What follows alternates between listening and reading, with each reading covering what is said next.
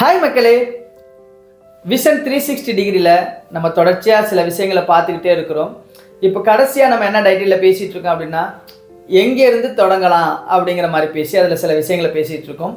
இன்றைக்கி முக்கியமாக ஒரு கம்பெனி தொடங்கணும் அப்படின்னா ரொம்ப இம்பார்ட்டண்ட்டாக தேவை கேபிட்டல், அதாவது மூலதனம் அப்படிங்கிற விஷயம்.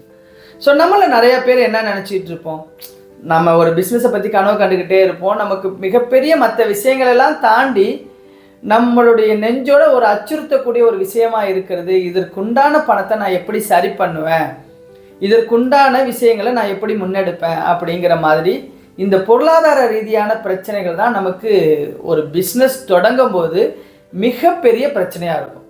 சரி, நான் இந்த பிஸ்னஸை நான் எப்படி சரி பண்ணிக்க முடியும், இல்லை ஒருவேளை எனக்கு என்னுடைய பிஸ்னஸ் தொடங்கிறதுக்கான பணம் இருந்தாலும் அதை நான் எந்த மாதிரியான வகையில் செலவழிக்கணும் அப்படிங்கிற மாதிரியான ஒரு விஷயத்தை தான் நம்ம பார்ப்போம்.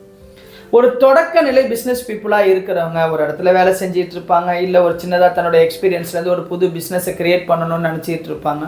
ஸோ இந்த மாதிரி இருக்கிறவங்க கண்டிப்பாக அவங்களால எந்த அளவுக்கு செலவை குறைச்சிட்டு சின்னதாக அவங்களுடைய பிஸ்னஸை தொடங்க முடியுமோ அதுதான் சரி. ஏன்னா நாம் ஒரு மிகப்பெரிய நிறுவனத்தில் வேலை பார்த்துருப்போம், நாம் அது சார்ந்த தொழிலை நமக்கு சொந்தமாக தொடங்கும் போது அந்த அட்மாஸ்பியரை பார்த்து வளர்ந்ததுனால நம்ம மூளை என்ன சொல்லும் அப்படின்னா, நானும் அதே அளவுக்கு தான் தொடக்கத்தில் தொடங்கணும்னு சொல்லும். ஸோ கண்டிப்பாக இது தேவையில்லை. உண்மையிலே உங்ககிட்ட ஒரு நல்ல ப்ராஜெக்ட் இருக்குது, ஒரு நல்ல பிஸ்னஸ் இருக்குது, இல்லை ஒரு நல்ல ஐடியா இருக்குது, உங்கள் திறமை மேலே உங்களுக்கு நம்பிக்கை இருக்குது அப்படின்னா முதல்ல நீங்கள் ரொம்ப சின்னதாக உங்களுடைய பிஸ்னஸை தொடங்குங்க. அதற்கான மூலதனத்தை உங்களால் எளிதாக கொண்டு வர முடியும். ஸோ இந்த சின்ன பிஸ்னஸுக்கு தொடங்கிட்டு இதை ப்ராஃபிட்டை நோக்கி முன்னாடி கொண்டு போங்க. ஆட்டோமேட்டிக்காக அதுலேருந்து வர ப்ராஃபிட்டும், அங்கேருந்து வரக்கூடிய கஸ்டமர்ஸும், அங்கேருந்து உங்களுக்கு கிடைக்கக்கூடிய அனுபவங்களும் உங்களுடைய மூலதனத்தை பல மடங்காக பெருக்கிக்கிட்டே போகும். ஸோ அதுலேருந்து ஒரு பழகுது என்ன பண்ணலாம், தொடர்ச்சியாக நம்மளுடைய கம்பெனியோட டெவலப்மெண்ட்டுக்காக கேபிட்டலில் நம்ம போட்டுக்கிட்டே இருக்கும் போது கம்பெனி நீங்கள் நினச்ச மாதிரியான ஒரு வளர்ச்சியும் நீங்கள் நினச்சதை விட பெரிய இடத்துக்கும் போகிறதுக்கான வாய்ப்பு இருக்குது. ஸோ நார்மலாக மோஸ்ட்லி பீப்புள்ஸ் என்ன பண்ணுவாங்க அப்படின்னா, இந்த மினிமம் அமௌண்ட்டு கூட என்கிட்ட இல்லை, என்னுடைய பிஸ்னஸ்க்கு ஒரு பெரிய பட்ஜெட் தேவைப்படுது அப்படின்னா உங்ககிட்ட கண்டிப்பாக ஒரு நல்ல ப்ராஜெக்ட் இருந்துச்சு அப்படின்னா அதை அப்ரிஷியேட் பண்ணி உங்களுக்கு ஸ்பான்சர் பண்ணுறதுக்கு இங்கே நிறைய நண்பர்கள் இருக்கிறாங்க.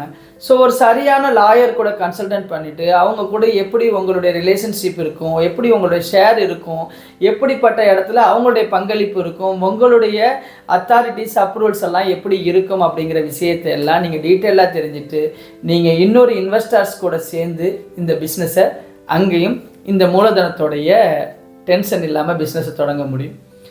சில பேருக்கு பார்த்திங்க அப்படின்னா அவங்களுக்கு தேவைப்படுறதுக்கான அளவை விட அவங்கக்கிட்ட பணம் இருக்கும்.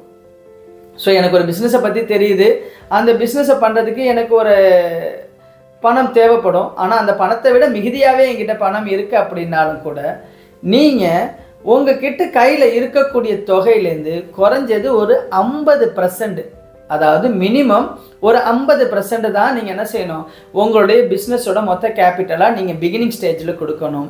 பாக்கி அதோடைய வேவ் லென்த்தை பார்த்துட்டு தான் மிச்சம் இருக்கிற 50% கொஞ்சம் கொஞ்சமாக அந்த பிஸ்னஸோட வளர்ச்சியை நோக்கி இறக்கணும்.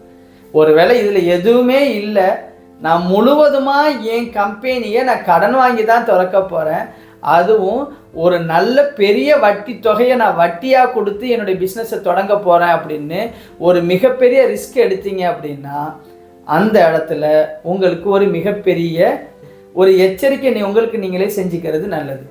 ஏன் அப்படின்னா ஒரு பிஸ்னஸ் என்னதான் நம்மளுடைய எக்ஸ்பீரியன்ஸ்லேருந்து வந்திருந்தாலும், என்னதான் அந்த பிஸ்னஸ்க்கு தேவையான எல்லா விதமான எபிலிட்டிகளும் நமக்குள்ளே இருந்தாலும், ஒரு பிஸ்னஸை தொடக்க நிலையில், அதாவது முதல் கட்டமாக நான் இப்போ தான் பிஸ்னஸ் பண்ண போகிறேன், அந்த பிஸ்னஸோட தொடக்க நிலையில் அந்த பிஸ்னஸ்க்கு தேவையான முழு மூலதனத்தையும் கடன் வாங்கிறது அப்படிங்கிறது அது அவ்வளவு நல்ல விஷயமா இருக்காது.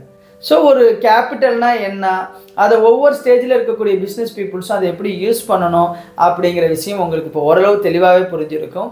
நாளைக்கு வேறொரு டாபிக் கூட உங்கள் கூட பேச நான் தயாராக இருக்கிறேன். நன்றி மக்களே. Let's promote peace and harmony through acts of love and kindness with people whom we deal in our daily business.